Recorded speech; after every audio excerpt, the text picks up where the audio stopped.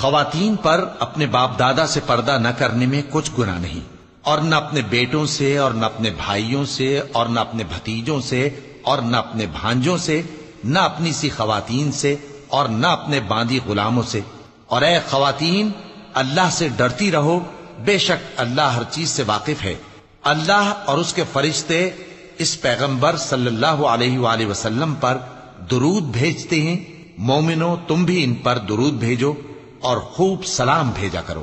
جو لوگ اللہ اور اس کے پیغمبر صلی اللہ علیہ وآلہ وسلم کو اذیت پہنچاتے ہیں، ان پر اللہ دنیا اور آخرت میں لعنت کرتا ہے، اور ان کے لیے اس نے ذلیل کرنے والا عذاب تیار کر رکھا ہے۔ اور جو لوگ مومن مردوں اور مومن عورتوں کو ایسے کام کی تہمت سے جو انہوں نے نہ کیا ہو ایذا دیں، تو انہوں نے بہتان کا اور کھلے گناہ کا بوجھ اپنے سر پر رکھا۔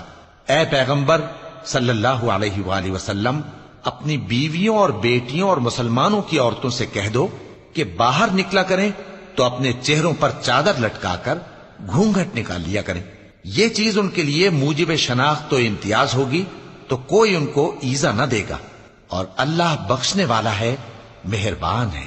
اگر منافق اور وہ لوگ جن کے دلوں میں روگ ہے اور جو مدینے کے شہر میں بری بری خبریں اڑایا کرتے ہیں اپنی حرکتوں سے باز نہ آئیں گے، تو ہم تم کو ان کے پیچھے لگا دیں گے، پھر وہ تمہارے پڑوس میں نہ رہ سکیں گے مگر تھوڑے دن، وہ بھی پھٹکارے ہوئے، جہاں پائے گئے پکڑے گئے اور جان سے مار ڈالے گئے۔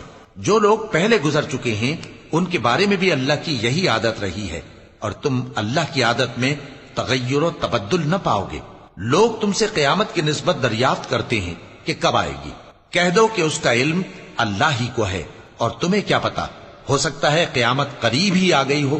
بے شک اللہ نے کافروں پر لعنت کی ہے اور ان کے لیے جہنم کی آگ تیار کر رکھی ہے، اس میں وہ ہمیشہ ہمیشہ رہیں گے، نہ کسی کو دوست پائیں گے اور نہ مددگار۔ جس دن ان کے چہرے آگ میں الٹ پلٹ کیے جائیں گے تو کہیں گے اے کاش ہم اللہ کی فرما برداری کرتے اور رسول صلی اللہ علیہ وآلہ وسلم کا حکم مانتے، اور کہیں گے کہ اے ہمارے پروردگار، ہم نے اپنے سرداروں اور بڑوں کا کہا مانا تو انہوں نے ہم کو رستے سے بھٹکا دیا۔ اے ہمارے پروردگار، ان کو دگنا عذاب دے اور ان پر بڑی لعنت کر۔ مومنو، تم ان لوگوں جیسے نہ ہونا جنہوں نے موسیٰ کو عیب لگا کر رنج پہنچایا تو اللہ نے ان کو بے عیب ثابت کر دیا، اور وہ اللہ کے نزدیک آبرو والے تھے۔ مومنو، اللہ سے ڈرا کرو اور بات سیدھی کہا کرو، وہ تمہارے سب کام سنوار دے گا اور تمہارے گناہ بخش دے گا۔